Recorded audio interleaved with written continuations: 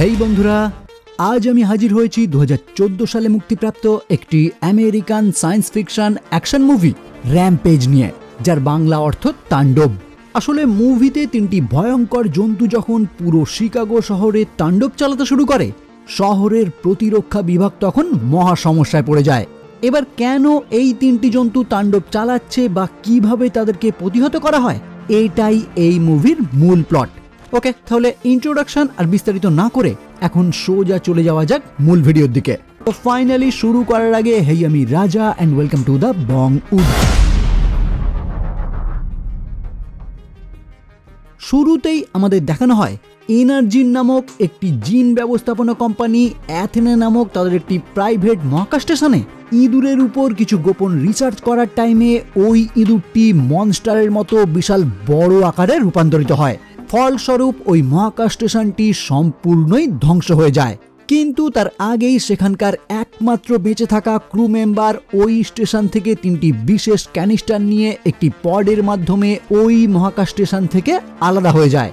আর এই যে তিনটি ক্যানিস্টার এই ক্রু মেম্বার সংগ্রহ করলো, এটাতেই রয়েছে সেই বিশেষ উপাদান, যার মাধ্যমেই একটি ইঁদুর শক্তিশালী এবং বড় আকৃতিতে রূপান্তরিত হয়েছে। আর এই ক্যানিস্টারগুলি সে ওই মহাকাশ স্টেশন থেকে সংগ্রহ করতে বাধ্য হয়েছে এনার্জিন কোম্পানির সিইও ক্লেয়ার ওয়াইডেনের কথায়। কারণ এনার্জিন কোম্পানি তাদের এই রিসার্চের পিছনে বহু টাকা খরচা করেছে, তাই এভাবে তাদের রিসার্চ ব্যর্থ হয়ে যাবে এটা তারা কখনোই চায়নি। যে কারণেই ওই ক্রু মেম্বারকে বাধ্য করা হয় ওই ক্যানিস্টারগুলি নিয়ে পৃথিবীতে ফিরে আসতে। কিন্তু দুর্ভাগ্যের বিষয়, যে পডের মাধ্যমে সে পৃথিবীতে ফিরে আসছিল সেটাও মাঝ আকাশে ধ্বংস হয়ে যায়। যাই হোক, এখান থেকে সিন শিফট হয় আর আমরা পরিচিত হই এই মুভির মূল চরিত্র ডোয়েন জনসন ওরফে ডেভিস ওকোয়ের সঙ্গে, যিনি একজন প্রাক্তন সেনাকর্মী আর বর্তমানে সান দিয়েগো শহরের একটি চিড়িয়াখানা সাফারি পার্কে কাজ করে, যেখানেই সে জর্জ নামক একটি বিরল প্রজাতির গরিলাকে ট্রেনিং দেয়। আসলে ডেভিস সেনাবাহিনীতে কাজ করার টাইমেই কিছু শিকারীদের হাত থেকে এই গরিলাটিকে বাঁচিয়েছিল, আর তারপর তাকে এই চিড়িয়াখানায় রাখা হলেও ডেভিসই তাকে ছোটবেলা থেকে পর্যবেক্ষণ করে আসছে। তাই বর্তমানে তাদের দুজনের মধ্যেই একটি বন্ধুত্বপূর্ণ সম্পর্ক গড়ে উঠেছে। এমনকি তারা দুজন একে অপরের সঙ্গে ইশারার মাধ্যমে কথাও বলে। এনিওয়ে, পৃথিবীর দিকে আগত যে পডটি ধ্বংস হয়ে গেল, তার মধ্যে থাকা ওই তিনটি ক্যানিস্টার মার্কিন যুক্তরাষ্ট্রেরই তিনটি আলাদা আলাদা জায়গায় পতিত হয়। একটি এসে পড়ে সান দিয়েগো শহরের সেই চিড়িয়াখানায়, যেখানে কৌতূহলবশত জর্জ নামক ওই গরিলা ক্যানিস্টারটি চেক করতে গেলে তার মধ্যে থাকা সেই বিশেষ উপাদান এসে এফেক্টেড হয়ে পড়ে। আর বাকি দুটি ক্যানিস্টারের একটি আমেরিকান একটি কুমির গ্রাস করে, আর অন্যটি ওয়াইমিং ফরেস্টে পতিত হলে সেখানের একটি নেকড়েও ওই প্যাথোজনের সংস্পর্শে চলে আসে। এবার আগেই যেহেতু আমি আপনাদের জানিয়েছি এই ক্যানিস্টারগুলিতে থাকা বিশেষ উপাদানের মাধ্যমে একটি ইঁদুরও বিশাল বড় আকারে রূপান্তরিত হয়েছিল, তাহলে নিশ্চয়ই আপনারা ধারণা করতে পারছেন এই তিনটি ভিন্ন জন্তু যে ওই প্যাথোজনের সংস্পর্শে আসলো, তাদের সঙ্গে তাহলে কি হতে চলেছে। হ্যাঁ, আপনারা যেটা ভাবছেন একদম সেটাই। ডেভিস পরের দিনই ওই চিড়িয়াখানায় উপস্থিত হয়ে দেখতে পায় জর্জ ওই চিড়িয়াখানায় থাকা একটি বিয়ারকে হত্যা করেছে এবং নিজে রাগান্বিত হয়ে একটি গুহার মধ্যে বসে রয়েছে। যেটা দেখে ডেভিস তার সঙ্গে কথা বলতে গিয়ে বুঝতে পারে এই এক রাতেই জর্জের আকৃতি যেন ডাবল হয়ে গেছে, যেটা ডেভিসের কাছে একদমই অবিশ্বাস্যকর মনে হয়। কিন্তু সৌভাগ্যের বিষয়, ওই স্থানে পতিত হওয়া সেই ক্যানিস্টারটি ডেভিস ওই স্থান থেকে উদ্ধার করে ফেলে এবং তার সন্দেহ হয় ওই ক্যানিস্টারের কারণেই হয়তো জর্জের বর্তমানে এই অবস্থা হয়েছে। ফলে সঙ্গে সঙ্গেই ডেভিস ওই ক্যানিস্টারটি একটি ল্যাবে নিয়ে যায় পরীক্ষা করার জন্য, এবং একই সঙ্গে জর্জেরও পরীক্ষা নিরীক্ষা শুরু হয় এটা দেখার জন্য তার মধ্যে এই রকম পরিবর্তন কিভাবে হয়েছে। এদিকে নিউজ চ্যানেলে যখন একটি চিড়িয়াখানার একটি গরিলার এইরকম উদ্বিগ্ন আচরণ সম্বন্ধে খবর দেখানো হয় এবং একই সঙ্গে অ্যাথেনা নামক ওই মহাকাশ স্টেশন ধ্বংসের খবর চারিদিকে ছড়িয়ে পড়ে, তখনই ডক্টর কেট কল্ডওয়েল নামক একটি লেডি ডক্টর সোজা দেখা করে ডেভিসের সঙ্গে। কারণ সে অনুমান করতে পেরেছে জর্জ নামক ওই গরিলার এইরকম হঠাৎই চেঞ্জ হওয়ার কারণ কি। আসলে এই ডক্টর কেট একটা টাইমে ওই এনার্জিন কোম্পানিতেই কাজ করত, আর এই কেটি সর্বপ্রথম ওই র্যাম্পেজ প্রজেক্ট নিয়ে কাজ শুরু করেছিল, মানে যে প্রজেক্টের কারণেই এই সমস্ত জন্তুগুলি মনস্টারে রূপান্তরিত হচ্ছে। কিন্তু কেট এই রকম চিন্তা ভাবনা করে ওই প্রজেক্ট একদমই শুরু করেনি। সে তার একমাত্র দাদার একটি বিরল রোগকে সারানোর জন্যই এই প্রজেক্ট নিয়ে কাজ শুরু করেছিল। কিন্তু যখনই এনার্জিন কোম্পানির সিইও ক্লেয়ার এই প্রজেক্টের রেজাল্ট সম্বন্ধে জানতে পারে, তখনই সে পরিকল্পনা করে কেটের এই প্রজেক্টকে একটি জৈবিক অস্ত্র হিসাবে ব্যবহার করা যেতে পারে, যার মাধ্যমে তার এই কোম্পানি প্রচুর মুনাফা অর্জন করবে। কিন্তু কেট আবার যখন জানতে পারে তার আবিষ্কারকে এইরকম একটি জৈবিক অস্ত্র হিসাবে তার কোম্পানি ব্যবহার করতে চলেছে, তখনই সে তার রিসার্চের সমস্ত তথ্য গভর্নমেন্টের কাছে ফাঁস করে দেওয়ার চেষ্টা করে। যদিও ক্লেয়ার তার প্ল্যান মাফিক কেটকে চুরির দায়ে অ্যারেস্ট করিয়ে দেয় এবং শাস্তি স্বরূপ তার 6 মাসের জেলও হয়ে যায়, যে টাইমেই তার অসুস্থ দাদা চিকিৎসার অভাবে মারাও যায়। ফলে কারাগার থেকে মুক্তি পেয়েই কেট আবারও চেষ্টা করতে শুরু করে এনার্জিনের ওই র্যাম্পেজ প্রজেক্ট গভর্নমেন্টের সামনে কিভাবে উন্মুক্ত করা যায়। আর বর্তমানে সে ডেভিসের সঙ্গে দেখা করতে এসেছে এই কারণেই, কারণ ডেভিসের কাছে থাকা ওই ক্যানিস্টারটি উদ্ধার করলে হয়তো কেট অনেক কিছুই প্রমাণ করতে পারবে।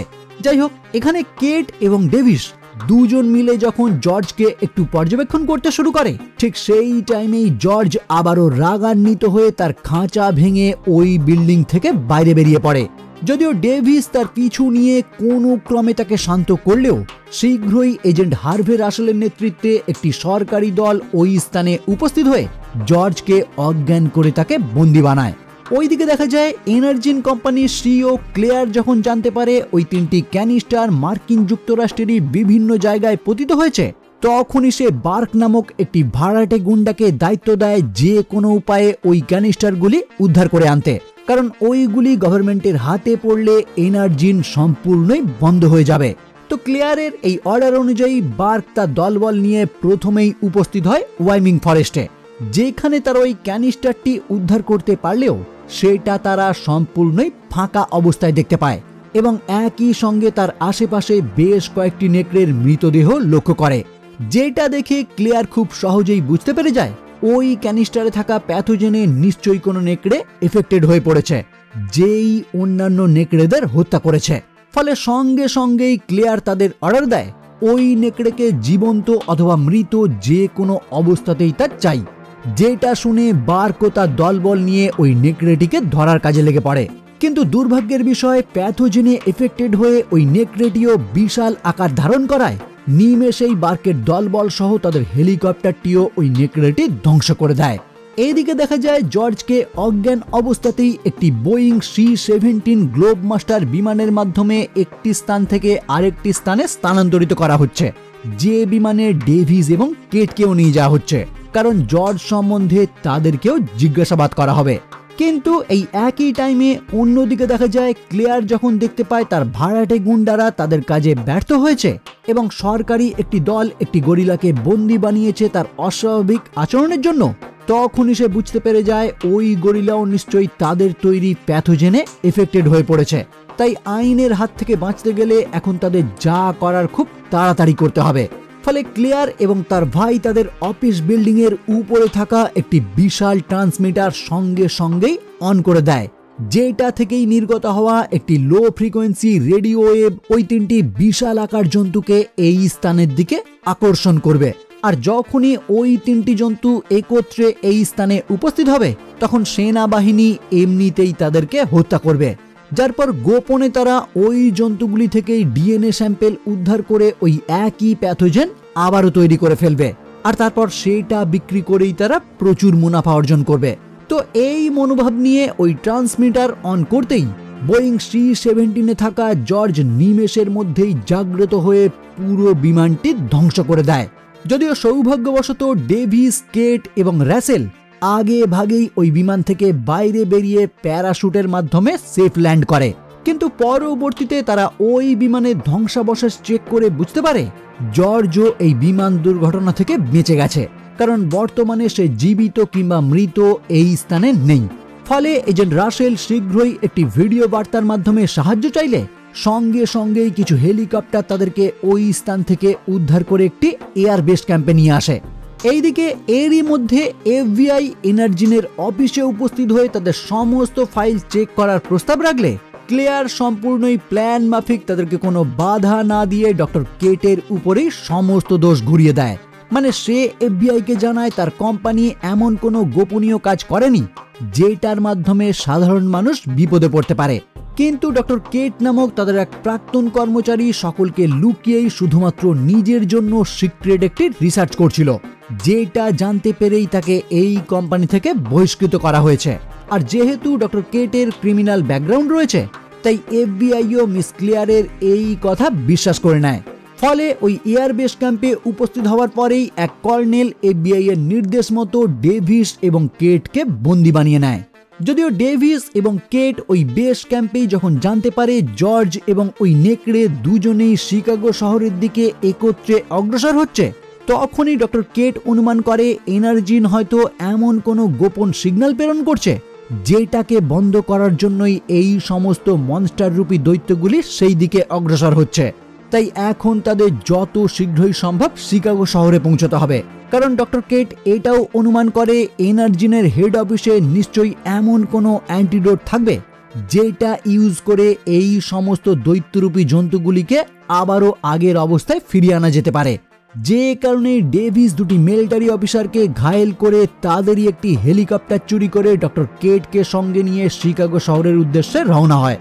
আর এই কাজে তাদেরকে সাহায্য করে এজেন্ট রাসেল, কারণ প্রথমত এজেন্ট রাসেলকে ওই বিমান দুর্ঘটনা থেকে ডেভিসই বাঁচিয়েছে, আর দ্বিতীয়ত কর্নেল এই মুহূর্তে ওই নেকড়ে এবং জর্জের উপর সামরিক হামলা চালিয়েও তাদেরকে কোনো মতেই থামাতে পারেনি। তাই ওই দুই জন্তুকে থামাতে নিশ্চয়ই তাদের অন্য কোনো ব্যবস্থা নেওয়া উচিত, এটা ভেবেই সে তাদেরকে সাহায্য করে। এদিকে কর্নেল যখন বুঝতে পারে খুব শীঘ্রই শিকাগো শহরের অবস্থা খারাপ হতে চলেছে, তখন সে পুরো শহর খালি করার অর্ডার দিয়ে প্রচুর সামরিক বাহিনী মোতায়েন করে যাতে ওই দুই জন্তুকে থামানো যেতে পারে। কিন্তু সামরিক বাহিনীর সকল চেষ্টাই ব্যর্থ হয়, কারণ জর্জ এবং ওই নেকড়ে দুজনেই তাদের সামনে আসা ট্যাঙ্ক থেকে শুরু করে হেলিকপ্টার সমস্ত কিছুই ধ্বংস করে দিতে থাকে। আবার এরই মধ্যে যখন তাদের সঙ্গে যুক্ত হয় দৈত্যরূপী এক কুমির, তখন এই পরিস্থিতি আরো খারাপের দিকে এগিয়ে যেতে শুরু করে। এই কুমির সম্বন্ধে নিশ্চয়ই আর নতুন করে বলতে হবে না, কারণ আগে থেকেই আমরা জেনে আসছি 3টি ক্যানিস্টার 3টি জন্তুর সংস্পর্শে আসে, যারাই এখন এই শহরে তোলপাড় চালিয়ে সামনের দিকে এগিয়ে চলেছে এনার্জিনের ওই ট্রান্সমিটার অফ করার জন্য। যাই হোক, এদিকে দেখা যায় ডেভিস এবং কেট এনার্জিনের রিসার্চ সেন্টারে উপস্থিত হয়ে বিভিন্ন জায়গায় খোঁজাখুঁজি করে দেখতে শুরু করে ওই স্থানে প্রজেক্ট র্যাম্পেজের কোনো প্রতিষেধক রয়েছে কিনা। আর একটা টাইমে তারা সেটা খুঁজেও পায়, কিন্তু দুর্ভাগ্যের বিষয় ওই অ্যান্টিডোট নিয়ে বাইরে বেরিয়ে আসার আগেই ক্লেয়ার এবং তার ভাই ওই স্থানে উপস্থিত হয়ে ডেভিসকে গুলি করে কেটকে সঙ্গে নিয়ে তাদের বিল্ডিং এর একদম উপরে চলে আসে, কারণ এই প্রজেক্ট র্যাম্পেজ আবারও শুরু করতে ডক্টর কেটকে তাদের প্রয়োজন পড়বে। কিন্তু দুর্ভাগ্যের বিষয় হেলিকপ্টারের মাধ্যমে এই স্থান থেকে পালিয়ে যাবার আগেই ওই জন্তুগুলি এই বিল্ডিং এ উপস্থিত হলে ক্লিয়ারের ভাই বেট প্রথমেই এই স্থান থেকে পালিয়ে যায়। আর পরবর্তীতে জর্জ যখন এই বিল্ডিং এর উপরে উপস্থিত হয়ে সেই ট্রান্সমিটার ভাঙতে শুরু করে, তখন ক্লিয়ার এবং কেটও পড়ে যায় মহাবিপদে। যদিও এই টাইমে আহত ডেভিস সেই স্থানে উপস্থিত হয়ে কেটকে ওই বিপদ থেকে রক্ষা করে, কিন্তু এরপরও ক্লিয়ার আবারও তাদেরকে মেরে ফেলার হুমকি দেখিয়ে ডেভিসকে অর্ডার দেয় তার পরিচিত এই গরিলাকে সে যেন কিছুক্ষণের জন্য হলেও শান্ত করার চেষ্টা করে, যাতে সেই টাইমে ক্লিয়ার এখান থেকে পালাতে পারে। কিন্তু ডেভিস তার চেষ্টা করার আগেই জর্জ ক্লিয়ারকে সম্পূর্ণই গিলে ফেলে। ফলে ক্লিয়ারের ব্যাগে থাকা প্রজেক্ট র্যাম্পেজের একটি প্রতিষেধকও জর্জের মধ্যে চলে যায়, যে কারণেই জর্জ ধীরে ধীরে আবারও আগের অবস্থায় ফিরতে শুরু করে। মানে সে যে হঠাৎ করেই রাগান্বিত হয়ে পড়ছিল, সেটা থেকে সে মুক্তি পায়। এদিকে দেখা যায় এজেন্ট রাসেলও ওই বিল্ডিং এ উপস্থিত হয়ে ক্লিয়ারের ভাইয়ের কাছ থেকে তার কোম্পানির সমস্ত নথিপত্র হাতিয়ে নেয়। যার পরও ব্রেট এই স্থান থেকে পালানোর চেষ্টা করলে একটি ধ্বংসস্তূপের তলায় চাপা পড়ে সে ওই স্থানেই মারা যায়। এইদিকে ওই বিশাল আকৃতির নেকড়ে এবং কুমির ওই বিল্ডিং এ তাণ্ডব চালাতে শুরু করলে নিমেষের মধ্যেই ওই বিল্ডিংটি ধ্বংস হয়ে যায়। যদিও ডেভিস এবং কেট ওই বিল্ডিং এর উপরে থাকা একটি হেলিকপ্টার ক্র্যাশ ল্যান্ডিং এর মাধ্যমে এই ধ্বংস হওয়া থেকে বেঁচে যায়, কিন্তু এখনো আসল বিপদ কাটেনি, কারণ ওই জন্তুগুলি এখন নিজেদের মধ্যেই লড়াই করতে শুরু করেছে। আর তাদেরকে থামানোর জন্যই কর্নেল তার সামরিক বাহিনীকে অর্ডার দিয়েছে এই শহরে একটি বড় বিস্ফোরণ ঘটানোর জন্য, যে কারণেই একটি GBU-43B বিমানও রওনা করা হয়েছে শিকাগো শহরে হামলা চালানোর জন্য। কিন্তু এখনো এই শহরে বহু সাধারণ মানুষ রয়েছে যারা ওই বিস্ফোরণের ফলে মারা যাবে। ফলে ডেভিস সঙ্গে সঙ্গেই ডক্টর কেটকে অনুরোধ করে সে যেন যে কোনো উপায়ে এজেন্ট রাসেলের সঙ্গে দেখা করে এই বিস্ফোরণ আটকায়। ফলে কথা অনুযায়ী ডক্টর কেটও একটি গাড়ি নিয়ে সোজা উপস্থিত হয় রাসেলের কাছে, যে কেটের থেকে সমস্তটা শোনার পর কর্নেলকে ফোন করে রিকোয়েস্ট করে তিনি যাতে এই বিস্ফোরণ আটকে দেন, কারণ ওই স্থানে এখনো অনেক সাধারণ মানুষ রয়েছে আর ওই জন্তুদের আটকানোর জন্য আলাদা ব্যবস্থাও তারা করে ফেলেছে। ফলে এজেন্ট রাসেলের কথা শুনে কর্নেল যখন ওই স্থানের ভিডিও দেখতে শুরু করে তখনই সে দেখতে পায় ডেভিস এবং জর্জ দুজন মিলে ওই দুই মনস্টারের বিরুদ্ধে লড়াই শুরু করেছে। আমি আগেই আপনাদের জানিয়েছি জর্জের উপর ওই অ্যান্টিডোট প্রয়োগ করার ফলে জর্জ সম্পূর্ণই আগের অবস্থায় ফিরে গেছে, শুধুমাত্র তার আকৃতি এখন বড় হয়ে রয়েছে। তাই বর্তমানে জর্জ এখন ডেভিসের সমস্ত কথাই শুনছে। তো জর্জের সাহায্যে ডেভিস ওই নেকড়েকে প্ল্যান মাফিক সেই কুমিরের সামনে উপস্থিত করলে কুমিরটি নিমেষেই ওই নেকড়ের মাথা ছিঁড়ে তাকে হত্যা করে। কিন্তু তারপরেই ওই কুমিরই অগ্রসর হয় জর্জের দিকে, যেটা দেখে ডেভিস তাকে বিভিন্ন উপায়ে আটকানোর চেষ্টা করে যাতে জর্জ তার হাত থেকে বাঁচতে পারে। কিন্তু লাস্ট পর্যন্ত দেখা যায় জর্জ তার হাতে গুরুতরভাবে আহত হয়ে পড়লেও একটি রড ওই কুমিরের চোখে ঢুকিয়ে জর্জই তাকে হত্যা করে। ফলে বিপদ কেটে গেছে দেখে কর্নেলও ওই শহরে বোম নিক্ষেপ স্থগিত রাখে এবং পুরো শহর একটি বড় বিপদ থেকে মুক্তি পায়। আর এইখানেই এই মুভি সমাপ্ত হয়। তো কেমন লাগলো বন্ধুরা আজকের এই ভিডিও অবশ্যই আমাকে কমেন্টে জানাবেন, আর ভালো লাগলে ভিডিওটি লাইক করে বন্ধুদের মধ্যে অবশ্যই শেয়ার করবেন। আমার এই চ্যানেলে যদি প্রথম হয়ে থাকেন তাহলে অবশ্যই চ্যানেলটি সাবস্ক্রাইব করে বেল আইকনটি ক্লিক করে দেবেন যাতে এই রকম ভিডিও সবার আগে পৌঁছে যায় আপনার কাছে। ওকে, তাহলে আজকের মতো এই পর্যন্তই, দেখা হচ্ছে পরবর্তী ভিডিও নিয়ে, আর ততক্ষণের জন্য বাই।